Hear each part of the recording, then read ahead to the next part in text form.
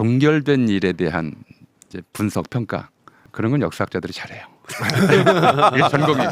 그러니까 이제 이미 종결됐고 그 동안에 쭉 그 프로세스를 좀 보고 났더니 과정 관리에 좀 문제를 지적을 했는데, 저는 그 지적을 들으면서 저분이 좀 짐짓 말씀하시는 것 같다는 생각이 들었어요. 결과뿐만 아니라 과정까지도 이 계획과 구상 안에 있었던 것 같아요. 과정까지도. 왜 그렇게 생각을 했냐면 개혁에 관한 두 가지 명제를 내주었었어요. 첫째, 개혁은 가죽을 벗기는 것처럼 고통스러운 일이다. 하나는 그랬고요. 하나는 개혁이라고 하는 거는 시끌벅적하게 할 게 아니라 수술대에 누웠다가 깨나 보니까 이미 끝나 있더라. 이런 느낌을 줘야 이번에는 결과가 그렇게 됐어요. 그렇죠. 네. 자, 이 두 가지는 사실 모순되는 좀 명제예요. 네. 가죽을 벗기게 됐다는 누가 자진해서 수술대에 누울 수 있겠어요. 그러니까 일종의 좀 여기에 대해서는 수술대에 눕게 만드는 뭔가 당근이 필요했거든요. 근데 이 전체 과정을 놓고 보면 정부안이 두 차례 나오는 동안에 검찰 이프레스가 조용했어요. 반발이 전혀 안 나왔어요. 여기에 대해서. 게다가 조중동도 조용했어요. 그렇죠. 재래식 언론의 공격의 화살은 정부와 대통령에게 향하지 않았어요. 보수 매체도 조용했고. 예전 같았으면 이 문제에 대해서 예컨대 정부안이 처음부터 이렇게 최종안처럼 나왔으면 재래식 언론들이 무슨 사법 리스크를 피하기 위해서라는 둥, 아니면 대한민국 형사사법 체제가 근본으로 무너뜨린다는 둥, 나라가 망한다는 둥, 온갖 저주의 언어로 대통령과 정부를 비난했을 텐데, 이 비난이 일부 원칙주의적인 국회의원들에게 다 집중돼 버렸어요. 그렇다고 이 국회의원들이 피해를 입었느냐? 강경파. 대통령이 강경파의 경고. 근데 나중에 고쳐진 걸 보니까 대통령이 제일 강경파. 그렇죠. 나중에 나오기로는 강경파의 요구를 거의 다 받아들였다 이렇게 나와버리고 있잖아요. 그러니까 이 과정 자체를 이렇게 될 거라고 예상을 했던 것 같아요. 그렇지 않고서는 이 결과가 안 나와요. 진짜 그러니까 무서운 건데.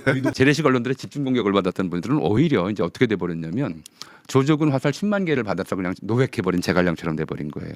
피해는 없고 그냥 이제 성과만 있는 이런 형태가 돼버린 거죠. 그러니까 이 과정 관리에서 이제 메시지 관리에서 약간의 좀 부작용처럼 나오는 것이 이제 지지층 균열 현상이 이제 있었는데, 근데 거기에 대해서도 이 균열을 일시적 균열인데 이 균열을 재봉합할 수 있는 기준까지 이제 이 안이 제시를 했어요. 뭐냐면 그동안 정부안에 찬성하면 친명이고 정부안을 비판하면 반명이다, 이런 주장이 있었고, 이 균열에서 또 하나는 심지어 이제 검찰 개혁은 이재명 정부의 주요 아젠다가 아니다, 이런 주장도 있었어요. 근데 이 주장 다 터무니없는 거다. 엉터리. 이 재봉합할 때 그동안 이런 주장을 했던 거 다 터무니없는 소리니까 이거는 이제 무시해라라고 하는 이제 비전까지, 이제 그 재통합의 방식까지, 기준까지 제시했다고 저는 보고요. 이 과정에서 좀 드러난 우리 사회에 아직도 좀 청산해야 될, 청산 못한 좀 문제점이 뭐냐면, 대통령 스스로 계속 반복한 메시지가 있어요. 정치는 결국 국민이 하는 거다. 대통령은 국민의 도구일 뿐이다. 이걸 계속 반복해서 이제 메시지를 전달했음에도 불구하고 대통령의 뜻이 뭐냐만 보는 사람들이 있었다고요. 내가 대통령 뜻을 제일 잘한다. 그런데 이 마인드가, 이 정신세계가 뭐냐면 윤석열 내란을 뒷받침한 정신세계고, 트럼프가 세계를 망가뜨리도록 방치하는 정신세계예요. 국민들의 의지가 뭐냐, 어떻게 이걸 결집하고 보여줄 것이냐가 아니고, 대통령 뜻이 뭐냐, 내가 제일 잘 맞췄어. 이거야말로 이제 왕조시대 유산인 거예요. 이것도 지금 우리가 극복해야 될 과제다. 우리가 이 과정에서 단지 이제 그 내란 세력뿐만 아니라, 이 내란 세력은 늘 그래 왔잖아요. 김건희의 뜻이 뭐냐, 김건희 의중이 뭐냐, 이것만 살폈어요. 심지어 국민이 예컨대 정치적 발언하는 것조차도 이게 나라를 혼란시키는 일이라고까지 주장하는 데가 있었단 말이에요.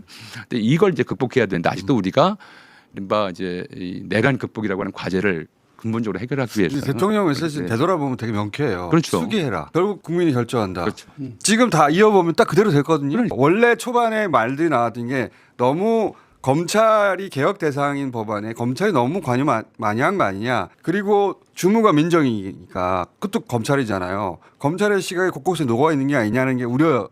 그러니까 검찰 개혁 대상자들의 주장을 최대한 반영해주는 그 말이에요. 만들어 놓은 거예요. 실제 그들이 원하는 거를 잘 녹여서 대통령의 뜻에 거스르지 않는 듯이 보이게 그렇죠. 다 녹여냈는데, 근데 이제 반대쪽에서는 이거 너무 걱정되잖아요. 그렇죠.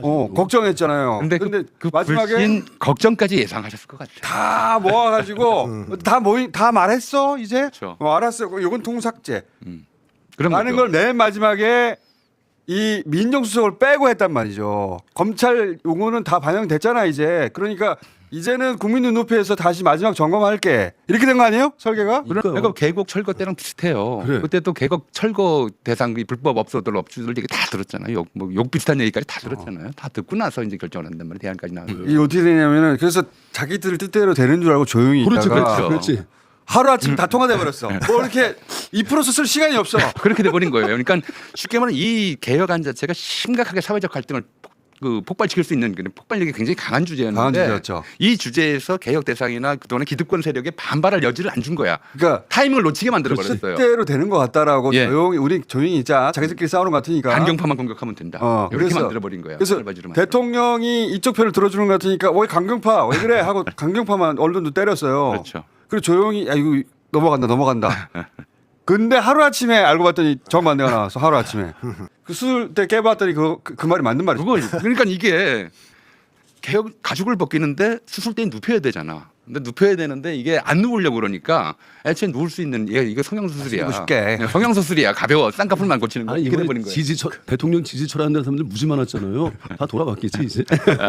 머쓱하죠. 그렇지. 아니 대통령 진짜 강경파네 이렇게 머쓱하지 진짜. 그 사람들 감정적으로 모욕 주지 마라. 그 말이 그 말이었어. 예. 그리고 이제 어. 자기 지지층 내에서 일정한 균열이 생길 수도 있지만 그건 봉합 가능하다고 판단하는 그렇죠. 거죠. 그렇죠. 그러니까 이게 이렇게 가능해진 거예요. 감정적 원래 이제 다 나쁘진 않다 검사. 이 말을 검사들은 자기들 편든다고 생각했을 것이고. 우리도 다 화냈잖아요 그것 때문에. 근데 결국 보니까 개혁할 때는 개혁만 해야지. 개혁 대상을 감정적으로 모욕 주지 마. 그러니까 오히려 그런 모호한 메시지들이 이제 이 개혁 반대 세력들에게 낚시예요. 저항할 명분을 주지않은 거죠.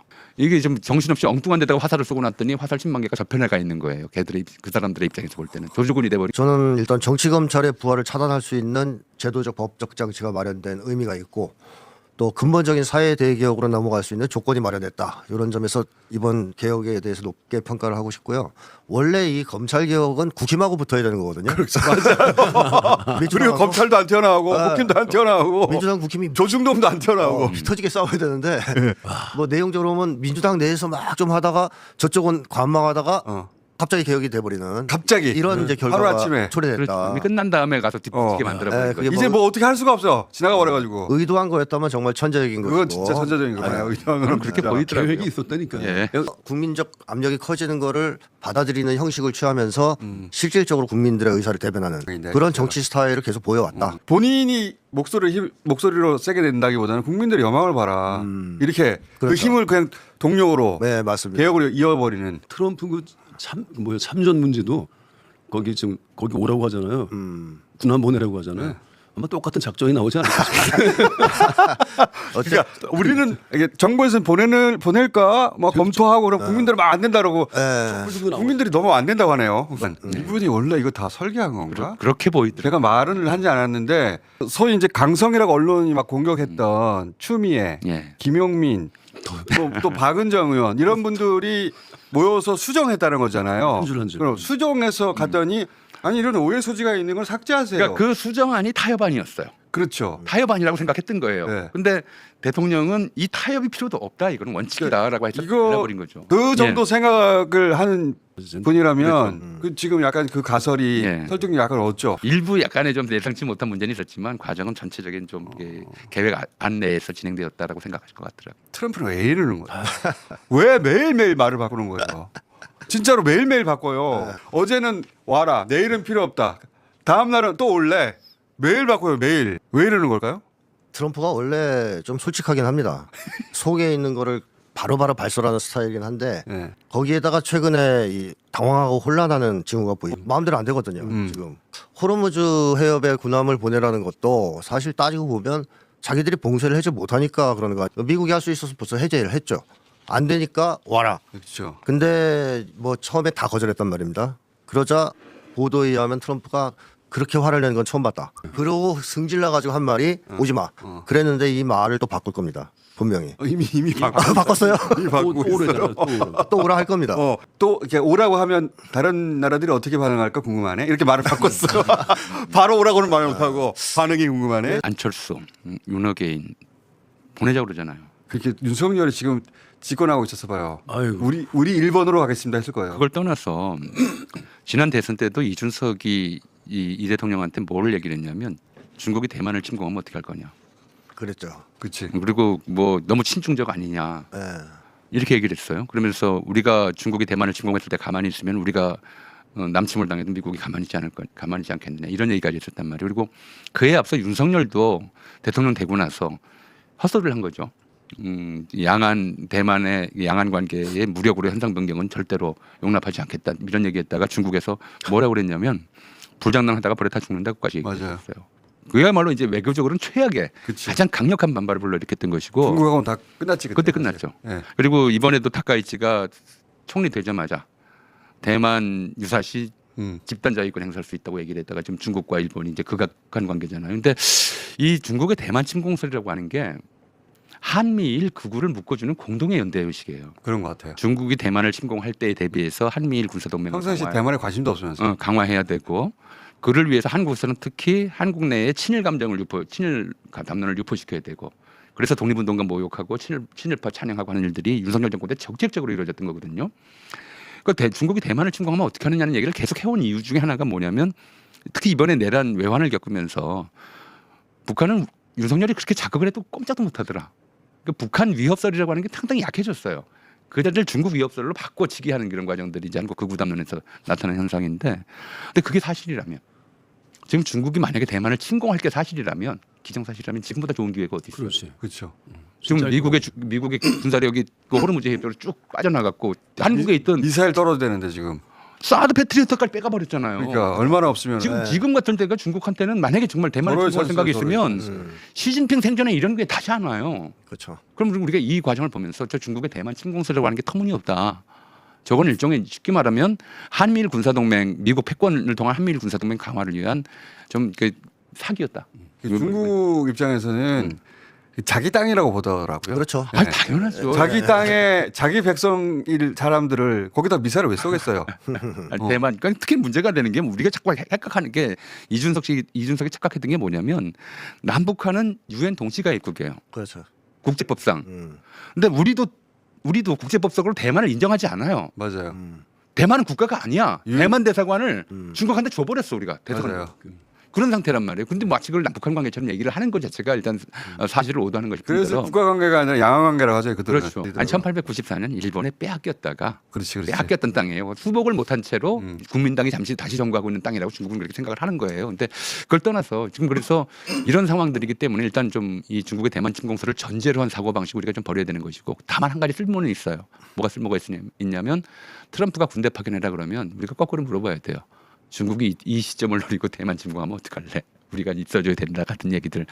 이제 이 문제는 정부를 도와줘야 돼요, 우리 시민들이. 그렇죠. 정부가 거절할 수 있도록 도와줘야 네, 돼요. 문신의 폭을 만들어줘요. 예, 문신의 폭을. 근데 우리가 여론조사에 보면은 네. 이란 전쟁에 대해서 일본도 마찬가지인데 압도적인 반대예요. 네. 이란 전쟁에 대해 동의되는 사람이 없지 사실. 그리고 또 반대가 많아요. 그러니까요. 그리고 또 하나 이라크 파병으로 인해서 노무현 정부 지지율이 반토막이 났었거든요. 그렇죠. 2000년대, 2004년도에 이제 우리 그거 좀 이해를 해야 돼요. 그래서 그냥 이걸 정부 규탄 시위로 가는 게 아니라 반대 시위로 하더라도 이런 일들이 필요할 수 있어요. 이제 이건 좀 지금 필요한 거는 미국인들을 포함해서 반 트럼프 국제연대. 그러면 뭐 트럼프의 요구에 어떻게 반응할 것이냐는 작은 문제가 아니라 우리 반 트럼프 국제 18세기 이전까지는 권력이라는 게 사람을 죽일 수 있는 권리를 뜻했답니다. 그런데 그 이후부터는 사람을 살리면서 관리하는 능력이 권력이래요.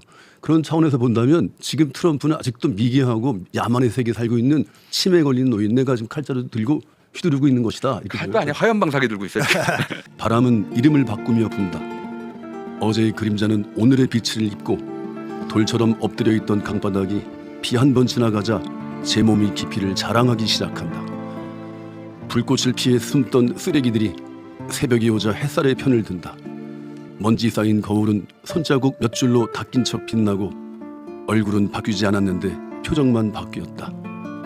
오래 타오르던 등불을 가리키며 그들은 맨 먼저 앞장서 소리친다. 왜 이제 켜졌느냐고. 그러나 갈라진 손등들은 알고 있다. 누가 겨울을 견뎠는지, 누가 봄을 빌려 입었는지. 훌륭해요.